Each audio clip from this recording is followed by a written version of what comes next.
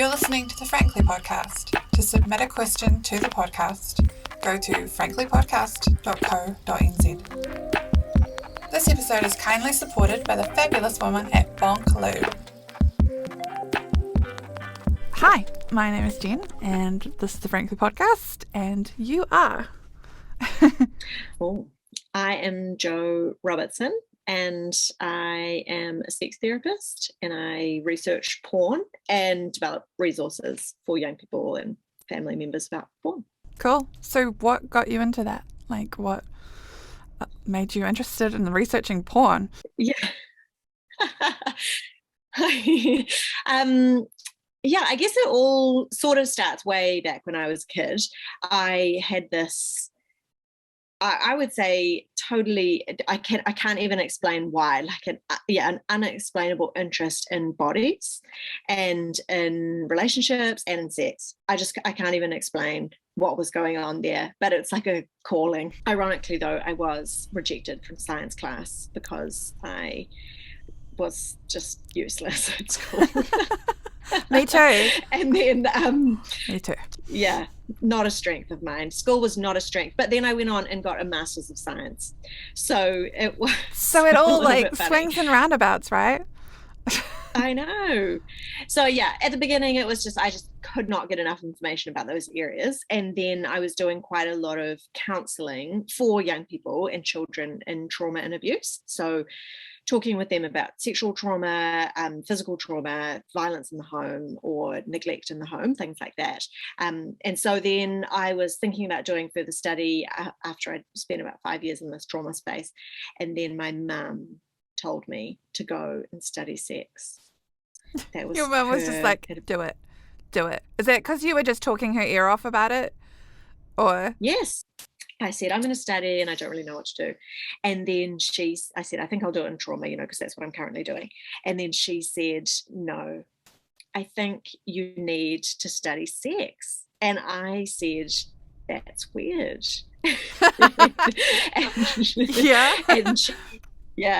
And she replied by saying, well, you talk about it all the time. And I was totally unaware of that. Awesome. But I did know that I had this curiosity that had been there my whole life. And then the other bit of advice she gave me was, which I think every young person should know, every teenager should adopt this into their own life, is that if you're going to study, and particularly if you're going to do masters and keep going like further than just a degree, then it needs to be in something you would stay up late at night reading about anyway. Yeah, your passions, your interests. Yes. I totally agree. Follow with your you. passion. Yeah. And so that's what I did. And then I went and did my master's in sex therapy, and it was a Master's of Science in sex therapy. And part of my research was in porn because I was still kind of hanging on to this question of what makes us have sex in the way that we do. Yeah. Where do we get those ideas from? What makes us treat other people, ways, in our sexual encounters in particular ways. And so porn is known now to be a real primary influence in that. Yeah, absolutely. I mean, even on the surface level now, you can see it if you're looking. Like, it's even infiltrated like makeup and fashion and obviously just media in general and language. Like, it's really permeated our culture. When I was growing up, it wasn't as prolific. Like, it just wasn't. We had there were magazines, like everyone knew about the magazines. We had the internet, but hadn't quite, like when I was a teenager, it hadn't quite got there yet. I never even saw porn as a teenager, not once. Oh really? Wow. No. So I went to an all-girls Catholic school. Okay. And never came across it. Nobody ever talked about it. I had tons of boyfriends. None of them ever talked about porn or showed me anything. It was like a non-existent conversation in my life. And then I went to university and I traveled outside of Auckland to do that. I went to Hamilton and lived in halls. And that is when it all began. Not my own porn use, but definitely people talking about it. And I knew that only guys that I knew were watching it. I'm sure that there were girls too, but they didn't say. And so that was the beginning. Yeah, it's true.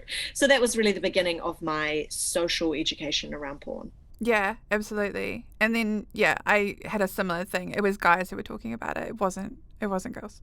Um, and to some extent that still exists. That stereotype that women don't want to watch porn or they're not interested in it, which is kind of hilarious. I think it goes along the vein of the idea that women aren't that interested in sex.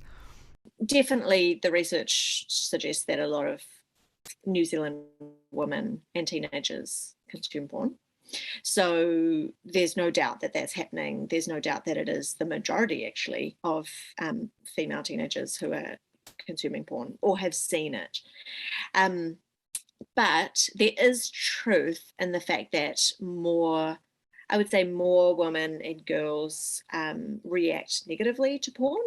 They may get aroused just because that's a really normal, natural thing that happens when we see nudity. That's just the way our brains work.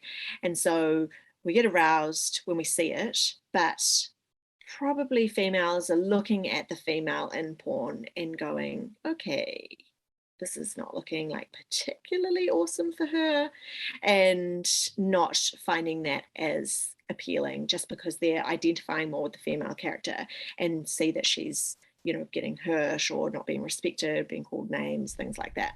Or whether she even looks like she's actually enjoying it. The fact that you can be aroused by something that you actually don't think is okay, or that you would never do in real life. That's the other thing I'd really like to touch on, is the fantasy element.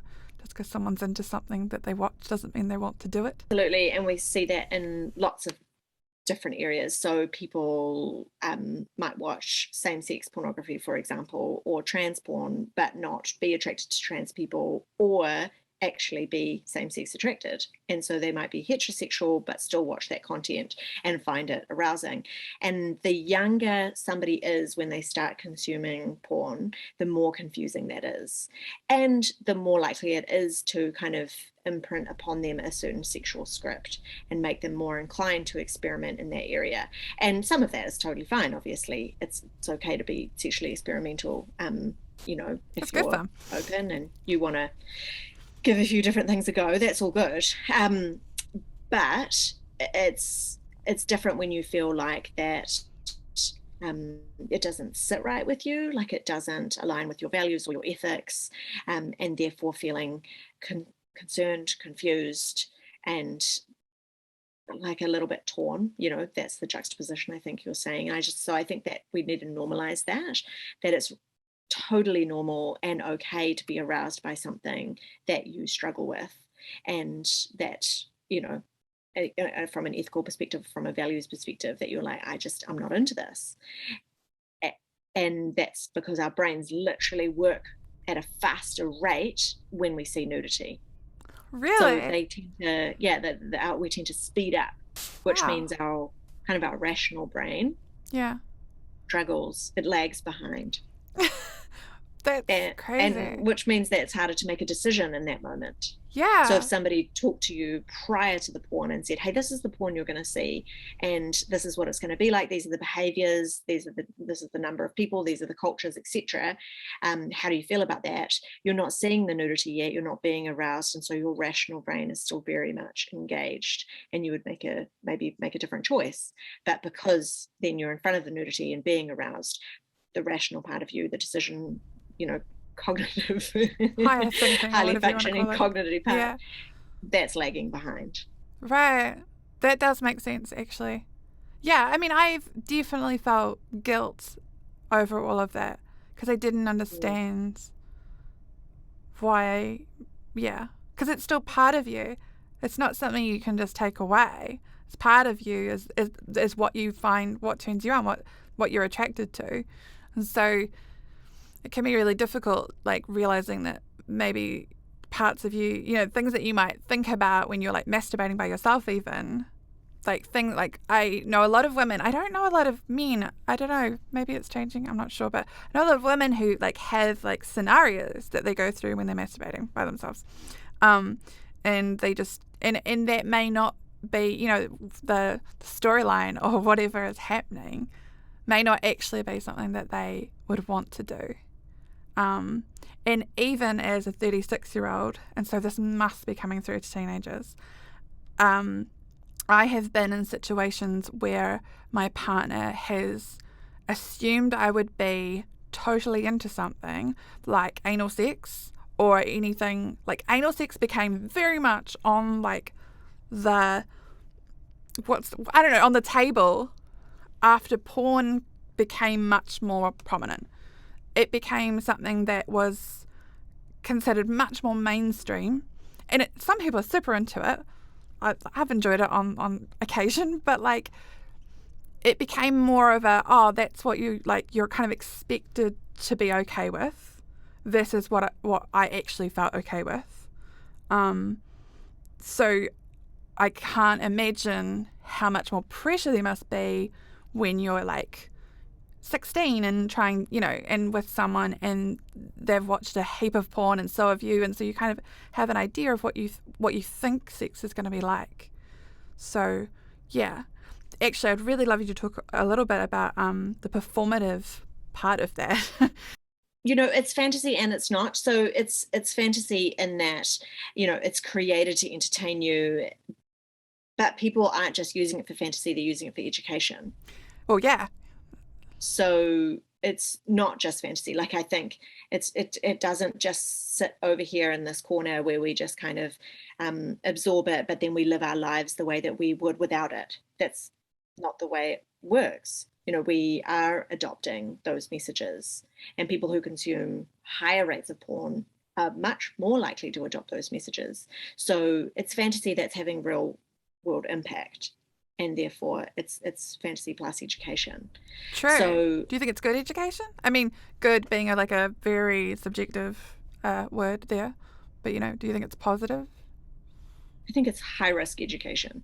So you can mitigate some of that risk, but it's not zero risk media consumption. So if you're watching a house renovation show, that's pretty much like a zero risk media consumption. Yeah. Unless you get a drill and then you're... Yeah, totally. Yeah. Or you're comparing yourself to the people in the show and thinking, I wish I had the money that they had, blah, blah, blah. Yeah, true. It's not having the real world impact in the same way that porn is. So watching porn is media consumption, but it's also a form of sexual activity. And it's what I would call quite a high risk sexual activity, in that it is going to have an impact on your sex life and your ideas and your attitudes, your beliefs about gender, your beliefs about race and culture and lots of different things. And so you can mitigate some of that, but I think that we have to be aware that those influences exist. Yeah, absolutely, because we're not getting rid of it. And I personally think that porn can be really great. For me, it depends on how it's made. And who it's made by, because that's really important to me, but and that they're paid well and all of that stuff. So that's something that's important to me. But I think the idea that people kind of go, oh well, just don't watch it, or tell your teenager not to watch it, or on this show saying to teenagers don't watch it, I think is totally. It's just not going to happen. It's not unrealistic, It's enjoyable. It's not enjoyable. There's a reason people like it.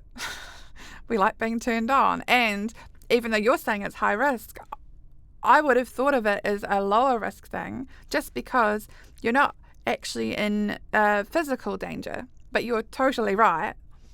I totally agree with you. But I would have probably thought, this is actually a relatively low risk sexual activity because you aren't going to get an STI from it. Unless you just don't wash your toys or something. It's very low risk in terms of that. But you're right, it really infiltrates your education and how you think about your partner. I mean, that's... Yeah, I think the temptation is to extrapolate it from physical harm. I get that. But in terms of research and real world experiences, it actually does infiltrate that, because people who consume a lot of porn are more likely to be casual about consent. Right. And really? more likely to coerce somebody into sex. So do you think that's because those messages are played in porn? Right, yeah. Okay, I'm just checking. Yeah. But yeah. Totally.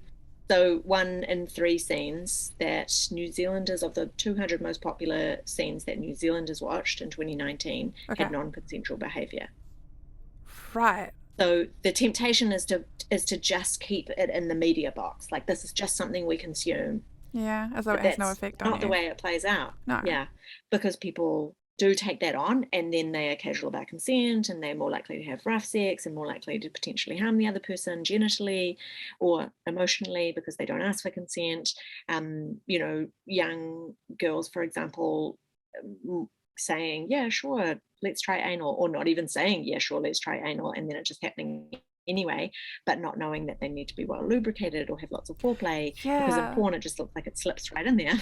Yeah, no, it does. And so I know, so it's not just media that's like passively consumed that doesn't create real world physical harm. Yeah, no, I was with someone once and he he did. He just stuck a finger up there with no consent. Like, no communication, no anything. And at the time, I think I was like 22 or something. I was really shocked because it was not what I wanted. And also just, I was really surprised that someone would just do that without some sort of, I don't know. You don't have to sit down and talk about it necessarily in like great detail. I actually think that it's really great when you can talk to someone about what you really like, but it's not always what you're going to do. But yeah, I feel like there definitely is a way of doing things where you're at least, you are asking for consent and just making sure they're into it, even just outside of consent, like what someone wants to happen. And we tend to have this horrible. quite binary idea of consent, like consent at the beginning means yes to all of the sex that happens in that. And it's so important, I would say, in long-term monogamous committed relationships to be consistently checking in. So whether it's a casual one-night stand encounter or whether it's my husband who I've been married to for over 11 years, it's important that he and I ask each other consistently in a nice kind of like seductive, lovely way, not in like, okay, pause, let me ask how you're doing. I get that we want it to be fluid and exciting and stay kind of hot in the moment, but that we check in with each other, especially if you're going to try something new. Yeah, it was a It's one just night thing as well. It was just not, it wasn't going to happen again. That's for sure. You're right. Yeah, and that's what we're seeing from porn, is that people just give things a go and think that it's going to be totally fine for the other person, or in reverse, somebody feeling like they have to just go along with everything their partner wants, or that feeling like they have to be a particular kind of adventurous. And it's really sad because you don't have to want to do all the things. Exactly. I'm actually mentioned him a bunch of times already, but there's a guy called Dan Savage in Seattle who you probably know of him already, but he does a sex podcast. It's like an advice column thing. And he talks about being giving, game, and good. So the idea is that you're GGG, but that doesn't mean you say yes to everything. It just means that you're open to new things, especially with, with someone you've been with for a while.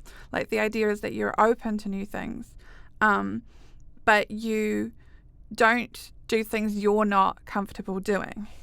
And yeah, porn is full of oral sex, and some people just aren't into it. Some people don't want to do that. But it would be really difficult, I think, in a sexual, experience with someone to be like, it's not my thing, especially the younger you are. Like, for me now, I can say whatever I want. Like, I have it's fine. But when I was younger, I definitely let things run further than I wanted to. I always use the word should, and I shouldn't say should because it wasn't should. It's definitely what I wanted and what I didn't want, and I just wasn't comfortable saying it yet. But yeah, being able to say no, or not even just no, but being able to stop or change, or like you said, revoke consents at any stage is absolutely your right. It's really hard to do. I don't think anyone should underestimate how difficult it is to do. It can be scary. You can be worried that the person's going to then reject you or get angry. There's a lot of responses that you can be really worried about. But it's absolutely worth doing, because it's really hard when you didn't. And I have a bunch of experiences when I didn't, and they weren't terrible experiences for me, but they weren't things I wanted to do. So, and I would say, like, from a therapy perspective, what I hear from people is that they regret the times that they let their kind of personal boundaries be crossed, and they would have much preferred, looking back, to just lose that relationship. Yeah. It's people don't, people regret letting somebody go into their personal space more than they regret just, not standing up to that person. You know what I mean? Yeah, absolutely. And when you're like 14, it's really hard, or whatever age. But when you're younger, it's really hard, because you can feel like so intensely into this person, and then suddenly they want to do something, or they're like crossing your boundary, or they're doing something that like you're not okay with, but you like them so much, and you're super into them, and you just you feel like you'll do anything. Yeah, you do, and it can be really powerful. But yeah, I mean, for me, I've said to my daughter as well, is like the biggest thing I learnt was like, I don't want to have sex with someone I can't talk about sex with. And it's not everyone, but for me, I just like, if I can talk about it, and also when I was younger, and I've said this to her too, is like, if you can't go to the pharmacy and like ask for condoms, you can be embarrassed, but actually go and ask for them. Like, I feel like you may not be ready mentally. You may not be ready, because to me that's a sign, and it's not the only sign, but there's so much pressure, and it hasn't that hasn't changed. I believe the pressure's been around for us forever, but I do think that it's gotten probably more intense because of expectations from porn. So my question would be then, do you think that people should be watching it? I mean, this is really your opinion, obviously. Yeah, it's totally my opinion. Of course. I don't think it's necessary. Like, I don't think that we need it. So I think it's a non-essential part of somebody's life. I think it's high risk. So if somebody is really wanting that, then I would say, can you mitigate that risk by being more selective about what you watch, and being selective about how much you watch? And so that's my kind of piece that I guess I really want people to take on. And that's not just about the influence on you personally, but the influence on society. There's a lot of really racist themes in porn. Yeah. And in my dream world, we wouldn't consume a lot of racist content, because I think we've already got problems with racism. Yeah, we don't need to be doubling down on that. No, and so I guess this is what we call a sociological or societal approach, which is, hey, let's think about the ethics of what we're consuming, whether that's where we get our genes from and whether they use slave labor, but also the media we watch and what it says about different cultural groups. So it's not just like, oh, it's going to harm your sex life, but I guess I want to personally take some stands around what I think is okay to see in the world and what isn't. And, if we're going to make a big, bluster about racism and protest it on the streets, then maybe let's all be more critical about what we're watching as well. Yeah, for sure. Are there actually any places that you would consider, I mean, I could list a bunch of stores that I think are pretty ethical. I mean, no one's perfect, but in terms of porn sources, I guess, for lack of a better word, do you have any that you know of that are particularly ethically, that have been through usually the for women category is more ethical content, and that's because women tend to want to consume less violence, etc. So the for women categories are usually better. or if you see something that's like couple having sex, like as in it doesn't have all the languaging around it, like gets thrust, ravaged, like all of Yeah. that stuff Or that gets stepmom. all the Yeah. all the ancestral content. So Yeah. getting blacked, 8 men 1 woman, like all of the, if people can be more intentional about not consuming that from an ethical perspective, that would be great in my books. But also if you want pure ethical, you want to really be able to trust that it's made well with really good robust contracts where all the performers have been kept safe, and that they're, for example, being checked out to see if they are already healthy when they start on set, that all that kind of stuff, then you actually have to pay for that content. Yeah, that's the only trouble here, is that a lot of teenagers won't be Yeah. able to pay for it, particularly because it's on credit card or debit and it would show on their Yeah. accounts and things.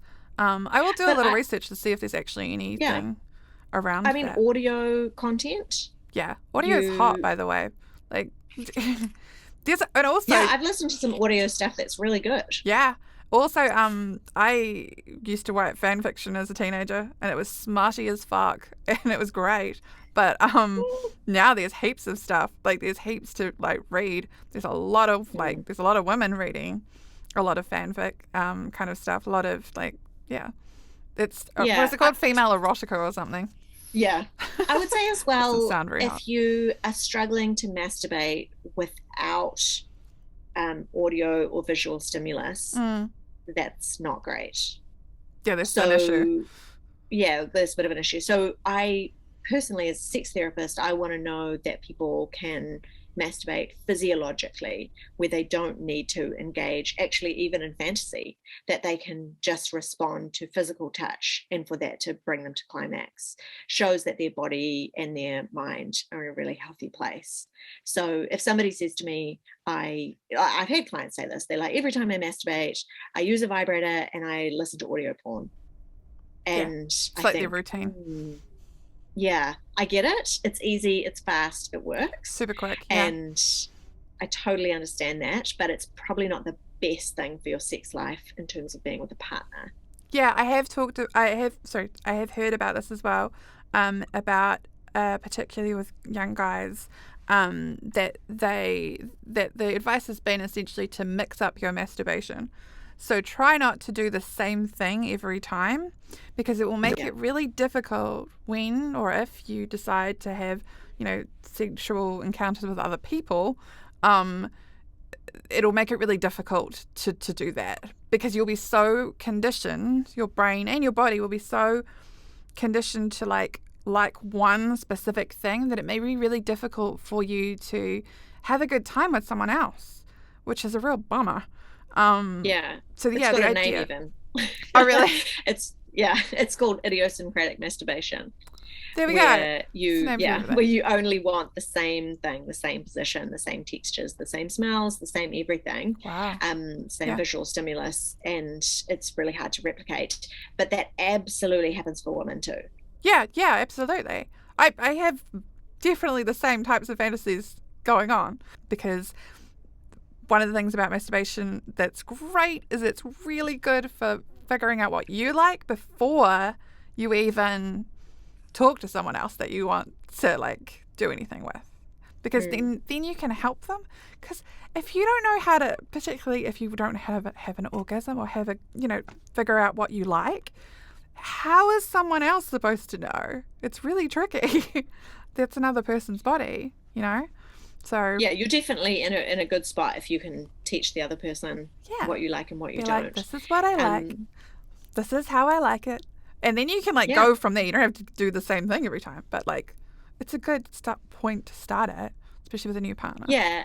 And this is what my dream is, I guess, for young people is, and for my own kids, that they have what I would call an organic sexual script, which is they develop what they like and what they don't like and what they want based on their own experiences, not what the porn industry is telling them to like and not like. Yeah. So an organic approach would be, I'm, maybe experimental, or I masturbate, I explore, but I do that based on my own personal boundaries and also my own just comfort with each partner. And Yeah, it comes authentically from you as opposed to being exactly. imposed upon you.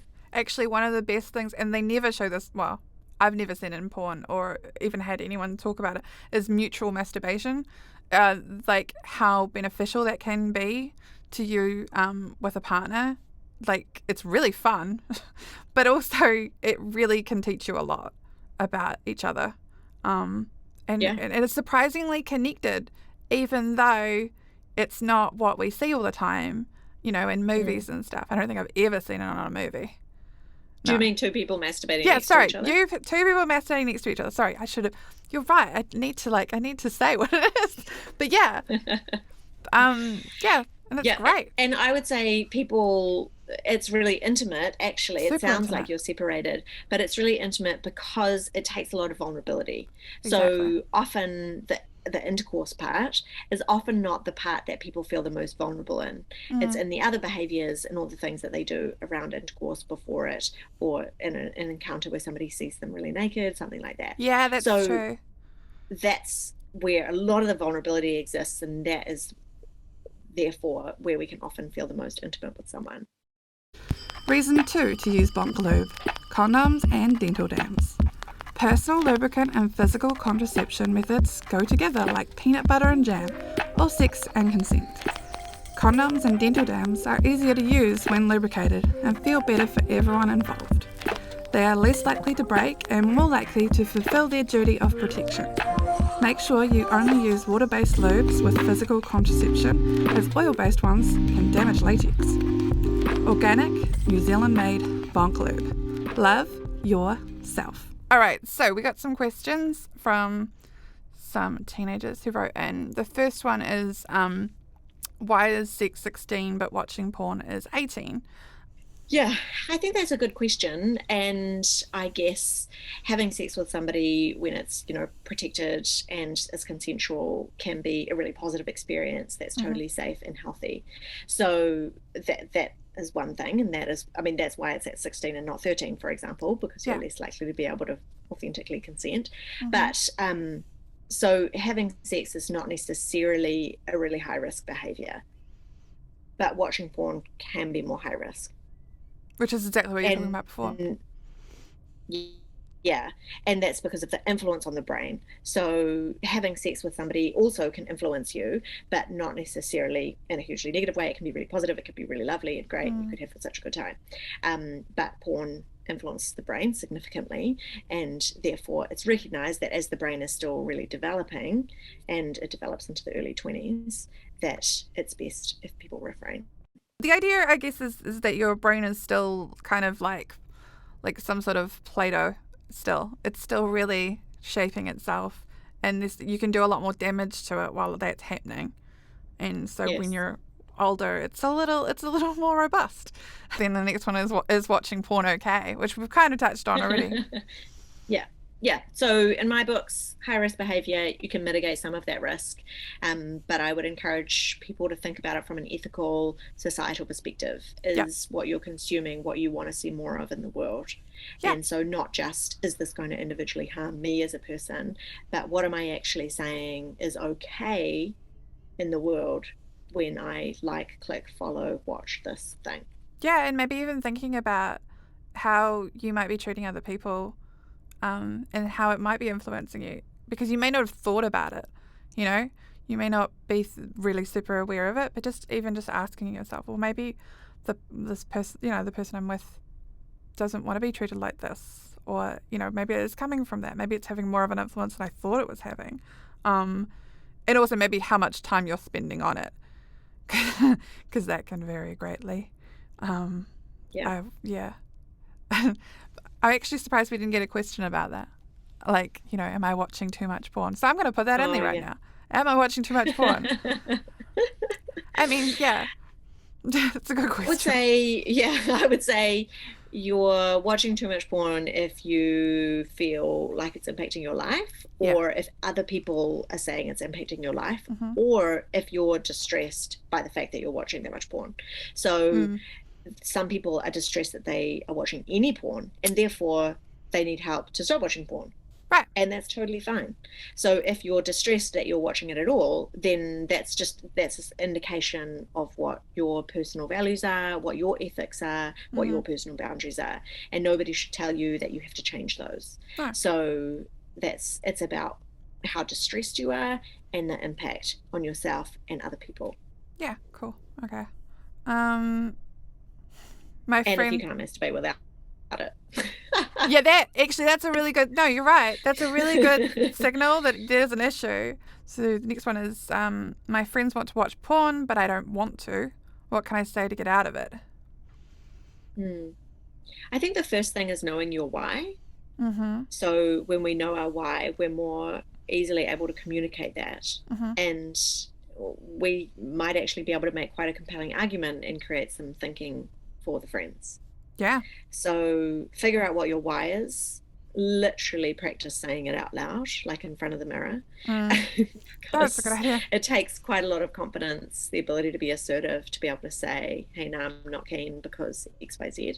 Yeah. So whether it's for personal reasons, whether it's for your sex life, for your relationship, or for ethical reasons, like I care about what's happening in the world, etc., then knowing what it is, practicing saying it out loud, and then hoping that they respect you in the process, or that they begin to do some of their own critical thinking around it. But otherwise, like if there's always, for example, porn watching in groups of friends or on sleepovers or whatever. Yeah. And sometimes it's just a matter of getting your own phone out and doing something different.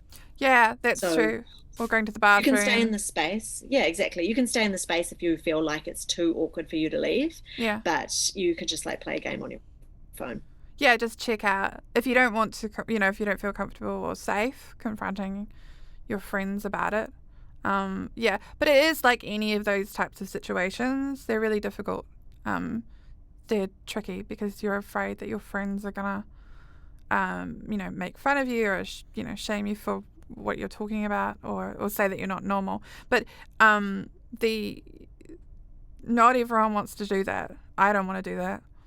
I know. I had to do it when I was 16. I decided to stop drinking. Oh wow. So as a group of friends, we'd all started drinking and getting quite wasted really young. Yeah. And I felt like alcohol had got slightly out of control in my life. And we actually have quite a lot of addiction in my family. And so I was more aware that potentially I was more vulnerable to that. And so I decided when I was 16 to stop. And I remember just having to really hold true to that. And what would I do? I would just take like pump bottles and fill it with other kinds of juice and stuff. And sometimes I would pretend that I was drinking and I actually wasn't, depending on the friends that I was with. But otherwise I had to have a lot of just annoying conversations about why I wasn't. I know. Whenever you do but it was something worth it. Yeah. Whenever you do something that's like out of what's socially acceptable, particularly in Aotearoa, like with drinking, that's a really tricky one because it's so everyone does it. I mean, I don't drink, and mainly it's a health thing. Actually, it's not because I don't enjoy it, but I also have addiction through my family too, so I was quite aware of that stuff, and was more cautious. But yeah, everyone drinking like raro. I don't know if raro even exists still, but raro and vodka and pump bottles and drinking in like on the tennis courts or at a cemetery. Really, really classy stuff. Yeah. But yeah, being able to say no. Like I went to a party the other day. Actually, this is just a like side note. One really good way of doing it if you don't want to have that constant conversation where people are like, why, and then try and pick apart your decisions on things is I just bought sodas, like they were like brown bottles, so they look like beer, and no one asked me because they thought I was drinking, and it was just so much easier. That's what I used to do. Yeah, it worked really well. And in fact, when I went to drive home at the end of the night, my friends were like, no, you can't drive. You've been drinking. And I was like, no, I've been sober the whole time. They're like, what? Yeah. So, yeah. I guess it's coming back to that. What are you gonna regret more? Are you gonna regret, not doing the thing that you don't want to do? Or are you gonna regret just going along with what other people want you to do? Yeah, because you can't unsee it either. I've never talked to an adult ever who has said, oh, I really regret, sticking to my guns and not doing the things that, like sticking up for nobody ever says myself that. No. And also I think that the hardest phase to say no to your peers is in your teenage years, your high school years. I think that's hardest time, but it ends. It does. It ends. And that is a brilliant thing. It does end. And also it gets so much easier because some people are really lucky to find like their people when they're a teenager. I didn't really find that. I found a couple of people, but not lots. The idea that, it's not forever, and actually the world is a really big place, and in Aotearoa it doesn't feel like that a lot of the time, but there's a lot more people, and you will find your people, and you will find people you don't feel like you have to lie to or like not, or do things you don't feel comfortable with, and you can just say, but it feels like a really long time. And I do feel for them because I hated it. I hated most of it, to be fair. Not everyone does. So did I. But I hated it. Hated school. Hated it. I was, not a fan. So some of us have a much harder, like, teen time than others. It's true. Last one. Is it illegal to send a dick pic? Yeah, so if you are under... what's the age again? Under 16 or under 18? I think it's under 18.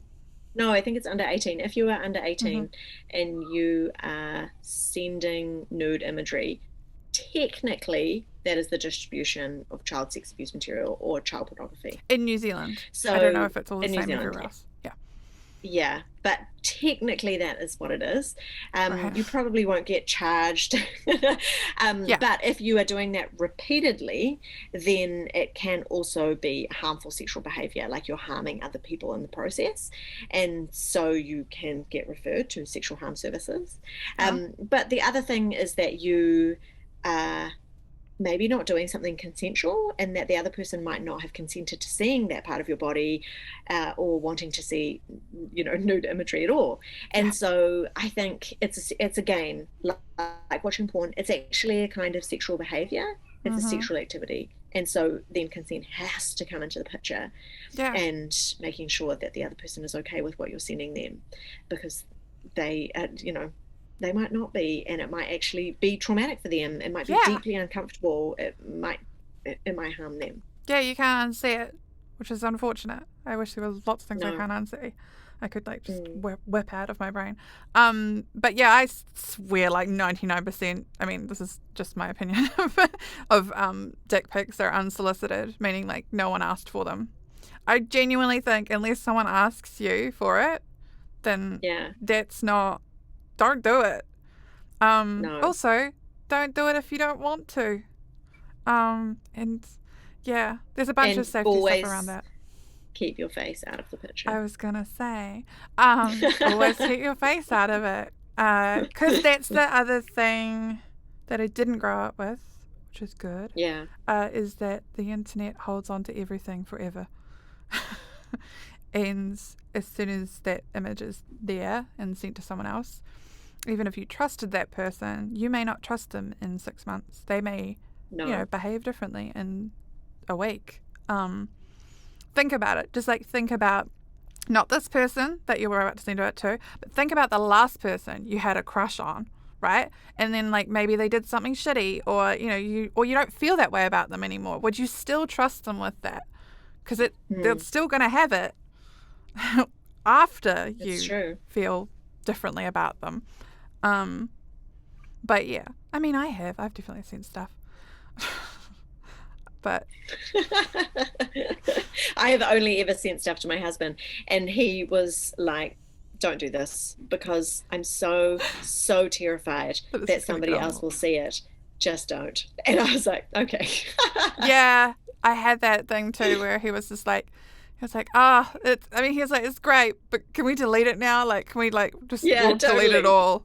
Just make sure it's gone. I was like, okay. Yeah, I understand. It's okay for like 3 seconds, and then let's please remove. Yeah, exactly. So it's probably not really worth it in terms of the amount of like fun you got out of it. It was not really worth it. Yeah, versus the stress. Yeah, but the other thing is, if you're any good at it, You know, words are great. You can get a lot done with like just words. We're like That's really true. complex animals, you know. We can actually elicit. I mean, you can have a smell that like turns you on. Yeah. Like, And the you know? imagination is more powerful than the visual. Yeah. So actually it can be more arousing to somebody to use their imagination. Yeah. I feel like we should just have a list underneath this one of all the like awesome shit you can do that's like not porn. Just, you know, just as like additional, you know, not to say that you can't watch it, but, you know, other options are. Other options. Yeah, I mean, there's Yeah. a reason like what is it called? 50 Shades of Grey is like one of the best-selling books ever. I, by the way, think it's an incredibly problematic book, so I'm going to put that out there. Yeah. I don't think I it's, know. but that's a whole nother story. So I wouldn't recommend that one. But there's lots of fun stuff out there. So yeah, cool. All right, I think we're good. But thank you so much for chatting. I feel very lucky to be able to talk to people about cool shit and just open people. That's so great. Thank you for having me. Please like and subscribe to this video if you'd like to be notified when a new episode goes live.